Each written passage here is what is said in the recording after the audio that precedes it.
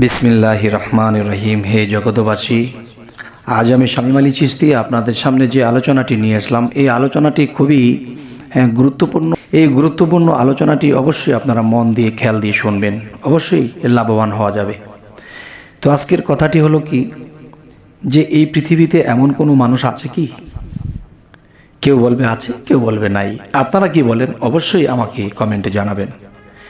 সে কথাটি হলো যে এই পৃথিবীতে এমন লোক কি ছিল বা এমন লোক কি আছে বর্তমানে যে আজরাইল আসলে তাকে ফেরত দেবে? আজরাইল যখন আপনার কাছে আসবে ফেরত দেবে, আর ফেরত দিতে হলে সেই মানুষের কি কর্ম থাকতে হবে, কি ক্ষমতা থাকতে হবে, সেই ক্ষমতাটি কি এবং সেই কর্মটি কি?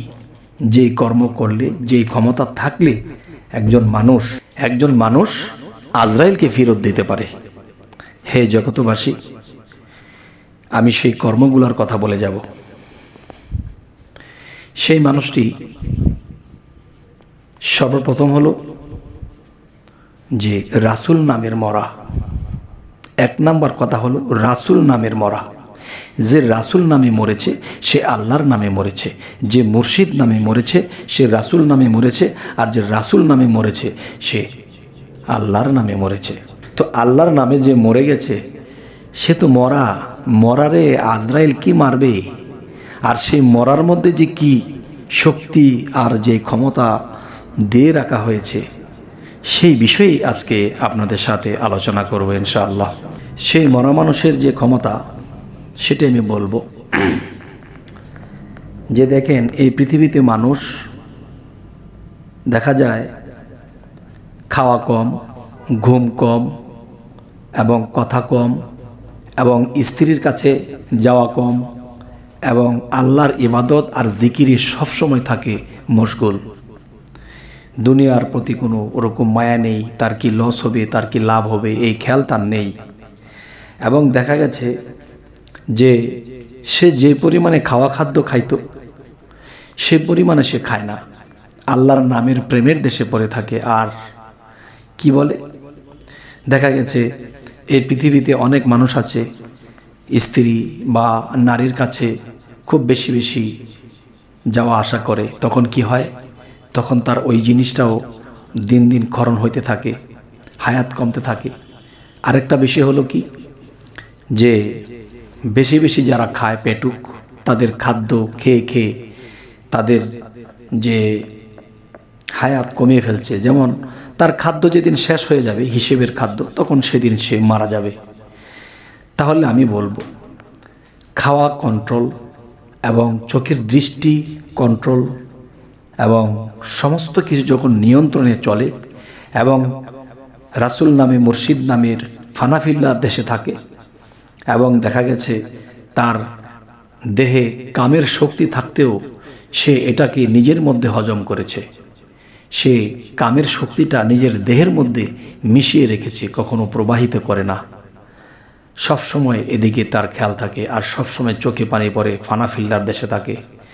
তখন এরকম একটা লোকের কাছে তখন আজরাইল যদি আসে, আর এমন একটা লোকের কাছে আসার আগে তখন আল্লাহ বলে, হে আজরাইল, সে কিন্তু আমার বন্ধু, দেখিও আমার বন্ধুর যেন কষ্ট না হয় এবং আমার বন্ধুর সাথে যেন কোনো বেয়াদবি তোমার না হয়। কারণ আল্লাহ কোরআনে একটি কথা বলেছে যে যে আমার বন্ধুর সাথে যুদ্ধ ঘোষণা করতে চায়, আমি আল্লাহ তার সাথে যুদ্ধ ঘোষণা করব। সুবহানাল্লাহ, আল্লাহ নিজে যুদ্ধ ঘোষণা করতে চায় আল্লাহর বন্ধুর জন্য। তাহলে আল্লাহর বন্ধু কি বিষয়টা?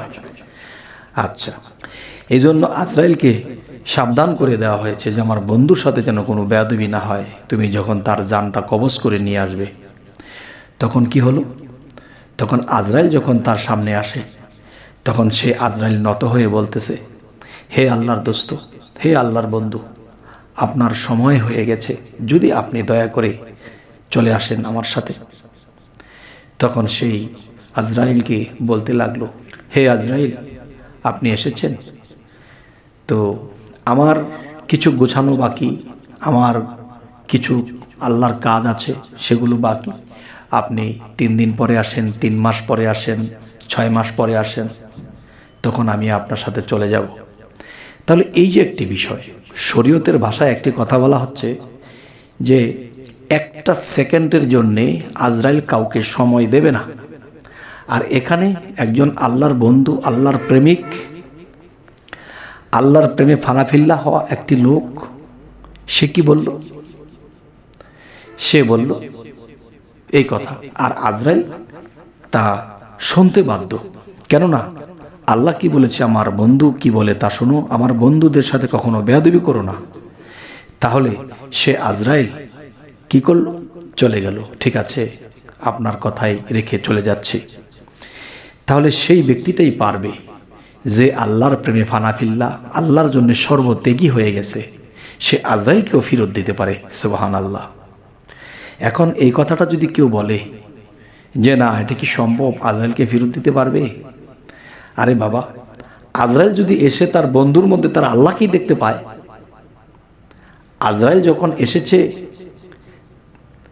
তখন এসে দেখে তার মধ্যে, বন্ধুর মধ্যে আরেক বন্ধু, যে মহাশক্তিশালী, যে সর্ববিষয়ে সর্বশক্তিমান আল্লাহু আকবার, তিনি নিজেই তার বন্ধুর মধ্যে বসত করতেছে, তখন তার সাথে বেয়াদবি করলে কি আজরাইলের চাকরি থাকবে?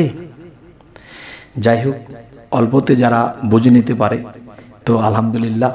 তবে আমি আজকে এই আলোচনাটি কেন করলাম, যে একমাত্র যারা হিসেব মতো চলেছে, কম খরচ করেছে সর্ববিষয়ে, এবং আল্লাহর নাম ডাক বেশি করেছে, ফানাফিল্লার দেশে থেকেছে, আল্লাহর সাথে বন্ধুত্ব স্থাপন করেছে, তাদের সাথে যদি কোনো আজরাইল বেয়াদবি করে, এই আজরাইলের শাস্তি হবে।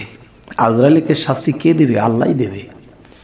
তাহলে এই জন্য বলি, ফেরেশতা হইতে মানুষ শ্রেষ্ঠ, যদি সে হইতে পারে শ্রেষ্ঠ। হাত পা নিয়ে জন্ম নিলে মানুষ তারে কয় না। আবার বাঘের মুখোশ লাগাইলে কেউ বাঘ হতে পারে না। তাই বলবো কি, যে আমরা পৃথিবীতে সর্বত্যাগী অনুরাগী, তিনি হন বৈরাগী। আমরা সংসার জীবনে আছি, থাকি, খাই, কিন্তু আমরা সংসারে থেকেও নিজের মনটাকে বৈরাগ্য বানিয়ে রাখবো, যে সব কিছুই আছে আমার, আসলে মূলত কিছুই নাই, সব কিছুই আছে আমার, মূলত আমার কিছুই নাই। এমন একটা ভাব রেখে যদি আমরা চলতে পারি যে এক আল্লাহ ব্যতীত আমার কেউ নাই, কিচ্ছু নাই, তখনই কিন্তু আমাদের জয় লাভ হয়ে যাবে। তবে হে জগতবাসী, জানি না আজকের আলোচনা আপনাদের সামনে কেমন করে করলাম, ভালো লাগলো কি মন্দ লাগলো অবশ্যই আমাকে জানাবেন, এবং কি ধরনের আলোচনা আপনাদের ভালো লাগে অবশ্যই জানাবেন। তো আজ এ বলি রাখবো, সকলে ভালো থাকবেন। আল্লাহ হাফিজ।